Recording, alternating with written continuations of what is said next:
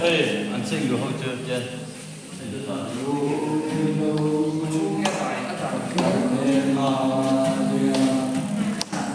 Porque io vaqueroia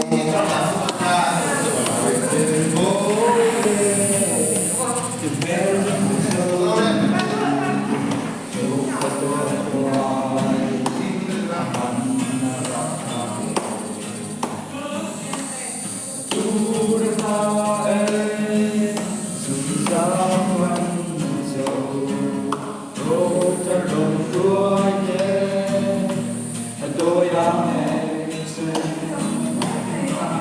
còn đã quý luôn tôi chưa lâu